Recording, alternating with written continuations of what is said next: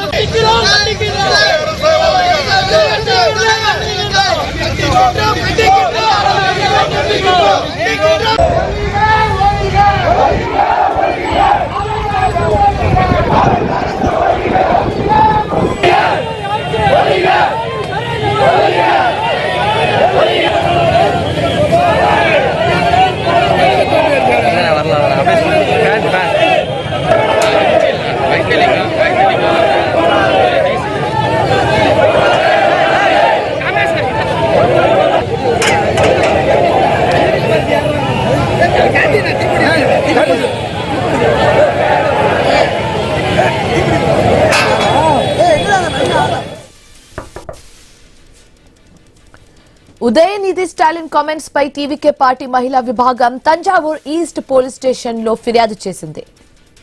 ఈ నేపథ్యంలో తంజావూరు పోలీసుల బృందం చెన్నై నీలానగర్లోని నివాసం వద్ద ఉదయనిధి స్టాలిన్ ను అదుపులోకి తీసుకున్నారు. ఉదయనిధిపై 6 సెక్షన్ల కింద కేసు నమోదైంది.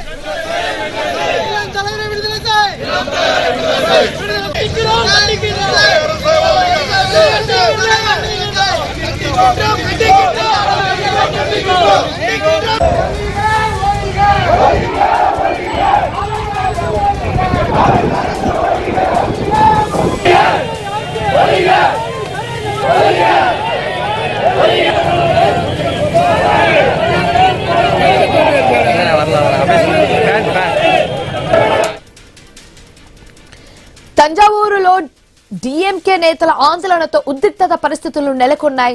ఉదయనిధి స్టాలిన్ ను తంజావూరుకు తరలించిన నేపథ్యంలో పార్టీ కార్యకర్తలు పెద్ద ఎత్తున చేరుకుని నిరసనలు చేపట్టారు. మరోవైపు టీవీకే కార్యకర్తలు ఆందోళనలు అడ్డుకునేందుకు ప్రయత్నించడంతో ఇరు వర్గాల మధ్య ఉద్రిక్తత నెలకొంది. ఈ సందర్భంగా తమిళనాడు ముఖ్యమంత్రి విజయ్ దిష్టిబొమ్మను డిఎంకే శ్రేణులు దహనం చేస్తూ నిరసన వ్యక్తం చేశారు.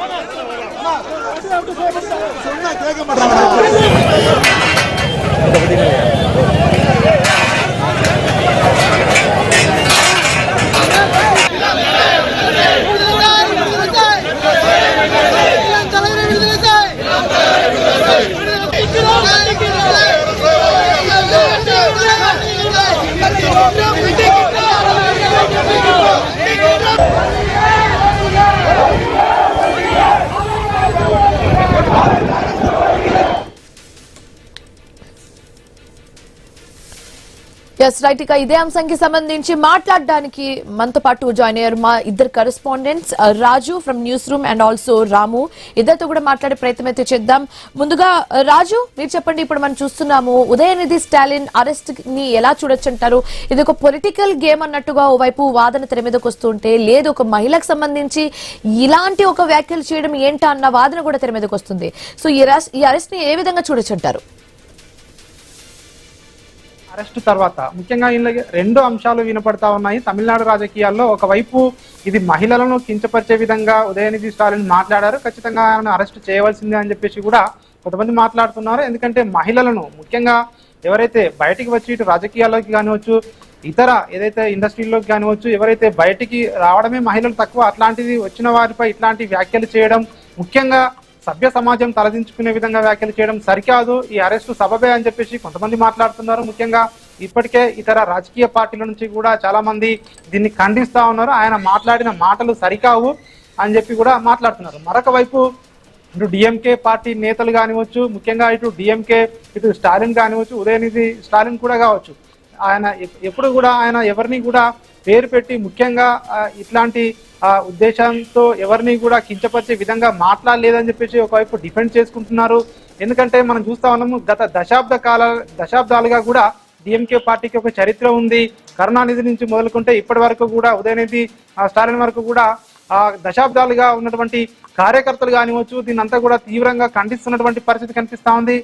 ఆయన అరెస్ట్ ఏదైతే ఉందో ఇది రాజకీయ కక్షపూరితంగా చేసినటువంటి అరెస్టే అని చెప్పి కూడా ఒకవైపు వినపడతా ఉన్నాయి. దీనికి సంబంధించి ఏం జరగబోతా ఉంది అనేది మనకు తెలియాల్సి ఉంటుంది. ముఖ్యంగా ఉదయనిధి స్టాలిన్ ఆయన చేసినటువంటి వ్యాఖ్యలు నటి త్రిషపై, అదేవిధంగా విజయ్పై, వీరిని ఉద్దేశించి ఆయన చేసినటువంటి వ్యాఖ్యలు కాకతాళీయంగా నిన్న సభలో చేశారా లేదంటే వాంటెడ్ గా చేశారా అనేది తెలియాల్సి ఉంటుంది. ఎందుకంటే ఒకవేళ కాకతాళీయంగా చేసినట్టయితే అది పెద్ద ఇబ్బందికరంగా మారకపోవచ్చు. కానీ ఏది ఏమైనప్పటికీ కూడా మహిళలను ఈ విధంగా కించపరిచే విధంగా మాట్లాడడం మాత్రం కరెక్ట్ కాదు అన్నటువంటి వాదన పెద్ద ఎత్తున వినిపిస్తా ఉంది. ఇప్పటికే దీనికి సంబంధించి 6 సెక్షన్ల కింద ఆయనపై కేసులు కూడా నమోదు కావడం జరిగింది. తంజావూరు ఈస్ట్ పోలీస్ స్టేషన్ లో ఏదైతే కేసు నమోదు కావడం జరిగింది, అక్కడి నుంచి కూడా ఆయనను అరెస్టు చేయడం జరిగింది.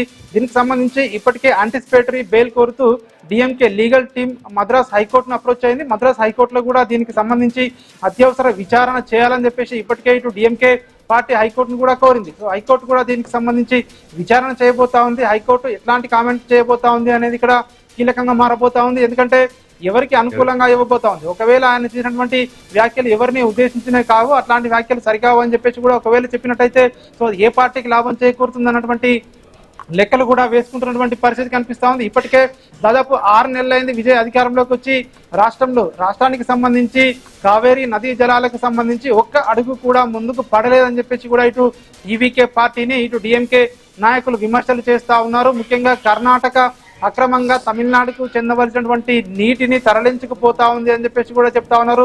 మరొక వైపు మేకదాటు డ్యామ్ ఏదైతే ఉందో కర్ణాటక ప్రభుత్వం కర్ణాటక కోసం ముఖ్యంగా బెంగళూరు నగరానికి ఇటు తాగునీటి కోసం, అదేవిధంగా విద్యుత్ ఉత్పత్తి కోసం ఏదైతే మేకదాటు డ్యామ్ నిర్మించాలని చెప్పేసి ఒకవైపు కర్ణాటక ప్రభుత్వం ముందడుగు వేస్తా ఉంటే తమిళనాడు ప్రభుత్వం ఎందుకు చూస్తూ కూర్చుంటుంది, తమిళనాడు పౌరుల హక్కులను ఇటు రైతుల హక్కులను కాపాడలేకపోతా ఉంది అని చెప్పేసి ఒకవైపు డిఎంకే అయితే రైతుల పక్షాన ఏదైతే సభలు పెట్టి ప్రభుత్వాన్ని ఇరుకున పడే ప్రయత్నాలు అయితే చేస్తా ఉంది. ఇందులో భాగంగానే నిన్న ఆయన చేసినటువంటి వ్యాఖ్యలు రాష్ట్రంలో ఒక్కసారిగా దుమారం లేగడం, ఇప్పుడు ఆయన తాజాగా అరెస్ట్ కావడం, ఇవన్నీ చకచక జరిగిపోయాయి.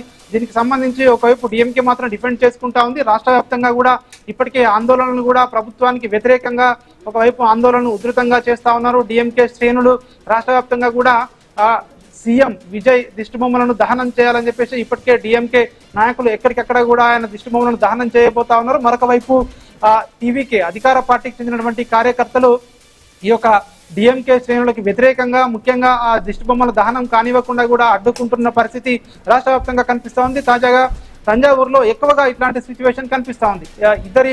ఇరు పార్టీల కార్యకర్తల మధ్య ఏదైతే వాగ్వాదం కానివచ్చు, తోపులాటలు కానివచ్చు, ఇవన్నీ కూడా పోటాపోటీ నినాదాలతో తమిళనాడు రాష్ట్రం ఒక్కసారిగా వేడెక్కిందని చెప్పవచ్చు. అయితే ఈ అరెస్టుకు సంబంధించి ఒకవైపు ఇవి రాజకీయ అరెస్టులా అన్నటువంటి ఏదైతే ప్రశ్నలు కూడా ప్రస్తుతం తలెత్తుతా ఉన్నాయి. ఎందుకంటే రాజు, ఇప్పుడు ఉదయనిధి స్టాలిన్ అరెస్ట్ తర్వాత ఇప్పుడు మాజీ సీఎం స్టాలిన్ కూడా పార్టీ ఆఫీస్ కి చేరుకున్నట్లుగా కూడా కనిపిస్తుంది. సో దీనికి సంబంధించి చర్చలు కూడా జరుగుతున్నట్టుగా క్లియర్ గా కనిపిస్తుంది. సో దీనికి సంబంధించి అప్డేట్స్ ఏంటి? ఎస్, స్టాలిన్ దీనికి సంబంధించి మాజీ ముఖ్యమంత్రి కొద్దిసేపటి క్రితమే పార్టీ ఆఫీస్ లో కొంతమందితో భేటీ కావడం జరిగింది. ముఖ్యంగా దీనికి సంబంధించి ఏ విధంగా ముందుకు వెళ్ళాలి అనే అంశానికి సంబంధించి కూడా ఆయన దీంట్లో చర్చించే అవకాశం మనకు కనిపిస్తా ఉంది. ఎందుకంటే ఇప్పటికే పార్టీకి సంబంధించి ప్రధాన ప్రతిపక్ష నాయకుడిగా ఉన్నాడు రాష్ట్రంలో ఉదయనిధి స్టాలిన్. ఎందుకంటే ఈసారి ఇటీవల జరిగినటువంటి ఎన్నికల్లో స్టాలిన్ ఓటమి పాలు కావడంతో సో ఇప్పుడు డిఎంకే పార్టీని మొత్తం లీడ్ చేయవలసినటువంటి బాధ్యతను అసెంబ్లీలో ముఖ్యంగా ఇటు ప్రభుత్వాన్ని ఇరుకున పెట్టాలన్నా ప్రభుత్వాన్ని ఏదైతే రాష్ట్రంలో ఏదైతే ప్రభుత్వం ఏ విధంగా వ్యవహరిస్తా ఉంది అన్నటువంటి అన్ని అంశాలను ప్రజల్లోకి తీసుకువెళ్లాలంటే అసెంబ్లీలో ఖచ్చితంగా ఉదయనిధి స్టాలిన్ కీలకంగా మారబోతా ఉన్నారు. సో ఈ సమయంలో ఆయనను బడ్జెట్ సమావేశాల కంటే ముందే అరెస్టు చేయడం కానివచ్చు, ఈ పరిణామాలన్నింటికి సంబంధించి కూడా ఇక్కడ స్టాలిన్ ఈ యొక్క సమావేశంలో కీలకమైనటువంటి నిర్ణయాలు తీసుకునే అవకాశం కనిపిస్తా ఉంది. ముఖ్యంగా తదుపరి ఏ విధంగా ముందుకు వెళ్ళాలి, ఎట్లాంటి కార్యాచరణ తీసుకుని ముందుకు వెళ్ళాలి అనేటువంటి అంశాలకు సంబంధించి కూడా ఈ సమావేశంలో ఆయన ఒక నిర్ణయం తీసుకునే అవకాశం మనకు కనిపిస్తా ఉంది. Shivani, right, will get back to you Raju. So moving on, Ramu, ఇప్పుడు మనం చూస్తున్నాము ఉదయనిధి స్టాలిన్ అరెస్ట్. ఈ సందర్భం అన్ని చూస్తుంటే కూడా కొందరు వాదన ఏంటంటే ఇప్పుడు అసెంబ్లీ సమావేశాలు స్టార్ట్ అవ్వ ముందు ఇలాంటి ఒక పరిణామం చూస్తుంటే అంటే ప్రతిపక్షంగా ఎక్కడ ఎలాంటి ఇరుకును పెట్టే క్వశ్చన్స్ అడుగుతారన్న ముందుగానే ఈ అరెస్టులు జరుగుతున్నాయి, ఇది ఒక పొలిటికల్ అరెస్ట్ అన్నట్టుగా ఒక వాదన అయితే తెర మీదకి వస్తుంది. సో దీనికి సంబంధించి ఏమంటారు? డెఫినెట్ గా ఈ కేసు కేవలం ఒక వ్యాఖ్యల వివాదం మాత్రమే కాదు. తమిళనాడులో ప్రస్తుతం డిఎంకే టీవీకే మధ్య రాజకీయ పోటీ అత్యంత తీవ్ర స్థాయికి చేరుకుంది అనే దానికి సంకేతంగా చెప్పొచ్చు. ఏ చిన్న మాటను కూడా ఒక రాజకీయ యుద్ధంలాగే రెండు పార్టీలు కూడా భావిస్తున్న పరిస్థితి కనిపిస్తుంది. ఇక్కడ కేసుపై కూడా మనం చూసుకుంటే ఉదయనిధి స్టాలిన్ కూడా అరెస్టు తర్వాత నేను ఎవరి పేరు ప్రస్తావించలేదు, టీవీకే కావాలని నా వ్యాఖ్యలు వక్రీకరిస్తుంది, నేను తప్పు చేశాను అనేది కోర్టు తెలుస్తుంది అని స్పష్టంగా చెప్పడం జరిగింది. ఈ అరెస్టును కూడా ఒక జోక్ లాగా చూస్తుందని చెప్పడం జరిగింది. మన సమావేశం సంబంధించిన వీడియోలో కూడా చూసాం, ఎక్కడ కూడా ఎవరి పేరు కూడా ప్రస్తావన చేయలేదు ఉదయనిధి స్టాలిన్. మరి ఈ అంశాన్ని, ఇంత చిన్న అంశానికి సంబంధించి 6 సెక్షన్ల కింద కేసు నమోదు చేసి అంత హుటాహుటీగా ఉదయనిధి స్టాలిన్ అరెస్టు చేయవలసిన అవసరం ఏంటి అనే ఒక పెద్ద చర్చ కూడా తమిళనాడులో జరుగుతున్న పరిస్థితి కనిపిస్తుంది. దానికి తోడుగా రేపు ఏదైతే రాష్ట్రానికి సంబంధించి, రాష్ట్ర భవిష్యత్తుకి సంబంధించి, ఆర్థిక పరిస్థితికి సంబంధించి కీలకమైన రాష్ట్ర బడ్జెట్ కూడా రేపు ప్రవేశపెట్టబోతున్నారు. ఈ బడ్జెట్ సంబంధించి కూడా ఏదైతే ప్రతిపక్ష నేతగా ఉదయనిధి స్టాలిన్ ఆ బడ్జెట్ సమావేశంలో పాల్గొనవలసిన ఆవశ్యకత కూడా ఉంది. మరి ఈ నేపథ్యంలో ఒక చిన్న వ్యాఖ్యల కేసును ఇంత రాద్ధాంతం చేసి ఆయన అరెస్ట్ చేసి తీసుకెళ్లడంపై కూడా రాష్ట్ర వ్యాప్తంగా చర్చ జరుగుతున్న నేపథ్యంలో మాజీ ముఖ్యమంత్రి స్టాలిన్ కూడా పార్టీ కార్యాలయంలో తన ముఖ్యమైన నాయకులతో కూడా సమావేశం ఏర్పాటు చేశారు. ఎందుకంటే ఉదయనిధి స్టాలిన్ అరెస్టు తర్వాత రాష్ట్ర వ్యాప్తంగా ఎలాంటి చర్యలు చేపట్టాలి, దీనిని ప్రజల్లోనికి ఎలా తీసుకెళ్లాలి అనే అంశంపై కూడా తీవ్రమైన చర్చలు అయితే చేస్తున్న పరిస్థితి కనిపిస్తుంది. అయితే ఇక్కడ చూసుకుంటే ఒక వ్యక్తిగత సమస్య, ఒక ఏదైతే త్రిష మీద ఆ వ్యాఖ్యలు చేశారనే అంశం మీద అరెస్ట్ చేయడం అనేది ఉదయనిధి స్టాలిన్ చెప్పినట్లు ఒక జోక్ గానే చూడాలి. ఎందుకంటే ఇతర ఏమైనా కుంభకోణం చేసినా, అవినీతి చేసినా, ఇంకేమైనా నేరపూరితమైన మాటలు ఆడినా, ప్రజలను రెచ్చగొట్టే అంశాలు మాట్లాడినా ఒక పొలిటీషియన్ ని అరెస్ట్ చేసే పరిస్థితి ఉంటుంది. కానీ ఒక చిన్న వ్యాఖ్యను పట్టుకొని అక్కడ ఏదైతే తంజూరు పోలీస్ స్టేషన్ లో టీవీకే మహిళా కార్యకర్తలు ఫిర్యాదు ఇచ్చారనేసి హుటాహుటిగా వచ్చి ఒక ప్రతిపక్ష నాయకుని అరెస్ట్ చేయడం కూడా రాష్ట్ర వ్యాప్తంగా చర్చ జరుగుతున్న పరిస్థితి కనిపిస్తుంది. మరి ఈ నేపథ్యంలో దీనిని ఏ విధంగా డిఎంకే పార్టీ బలంగా ప్రజల్లోకి తీసుకెళ్లాలనే అంశం కూడా మాట్లాడుతున్న పరిస్థితి కనిపిస్తుంది. ఏదైనప్పుడు కూడా రాజకీయంగా చూస్తే టీవీకే డిఎంకేల మధ్యన రాజకీయ యుద్ధం మొదలైందని అనుకోవచ్చు. అయితే ఇంత చిన్న విషయాలకు సంబంధించి కేసులు నమోదు చేయడం, అరెస్టు జరగడం చూసుకుంటే రాబోయే రోజుల్లో ఇంకా ఎలాంటి పరిణామాలు ఉంటాయని కూడా కొంత ఆసక్తి నెలకొంది. ముఖ్యంగా చూసుకుంటే టీవీకే పార్టీకి సంబంధించిన ముఖ్యమంత్రి విజయ్ దిష్టి బొమ్మను దహనం చేయడం కూడా రాష్ట్ర వ్యాప్తంగా కూడా జరుగుతున్న పరిస్థితి కనిపిస్తుంది. ఈ నేపథ్యంలో టీవీకే డిఎంకే కార్యకర్తల మధ్యన కూడా గొడవ జరుగుతున్న పరిస్థితి కనిపిస్తుంది. ఈ విధంగా జరగడం వల్ల రాష్ట్రంలో శాంతి భద్రతలు కూడా అదుపు తప్పే అవకాశాలు కనిపిస్తున్నాయి. ఎందుకంటే ఇప్పటికే పలు చోట్ల టీవీకే డిఎంకే పార్టీ కార్యకర్తలు పరస్పరం రాళ్లు విసురుకుంటున్న పరిస్థితి కూడా కనిపిస్తుంది. దీనికి సంబంధించి పోలీసులు కూడా కంట్రోల్ చేయలేని పరిస్థితి కూడా ఏర్పడుతుంది. అయితే హైకోర్టులో ఏదైతే ఉదయనిధి స్టాలిన్ సంబంధించి బెయిల్ పిటిషన్ ఉన్నందువల్ల ఒకవేళ బెయిల్ వస్తే కొంతవరకు పర్వాలేదు అనుకోవచ్చు. ఒకవేళ బెయిల్ రాని ఎడల పరిస్థితులు ఏ విధంగా ఉంటావనేది కూడా కొంత ఊహాకందన విషయంలో కనిపిస్తుంది. ఎందుకంటే డిఎంకే పార్టీ ఈ యొక్క అవకాశాన్ని సద్వినియోగం చేసుకోవాలని కూడా భావిస్తుంది. ఎందుకంటే ఒక మహిళపై అనుచిత వ్యాఖ్యలు చేశారు అనే అంశంపై ప్రతిపక్ష నాయకుని అరెస్ట్ చేయడం ఎంతవరకు సబబు, దీన్ని బలంగా ప్రజల్లోనికి తీసుకువెళ్ళాలి. టీవీకే పార్టీపై ఈ విషయంపై నిలదీయాలనే అంశంపై కూడా చర్చిస్తున్న పరిస్థితి కనిపిస్తుంది. ఏదైనప్పుడు కూడా డిఎంకే పార్టీ మాత్రం ఈ యొక్క కేసును రాజకీయంగా ఉపయోగించుకోవాలి, తమ మైలేజ్ను పెంచుకోవాలనే ఆలోచనలో ఉన్నట్లయితే స్పష్టంగా కనిపిస్తుంది. మరి ఈ నేపథ్యంలో హైకోర్టులో ఉన్న బెయిల్ పిటిషన్ ముందస్తు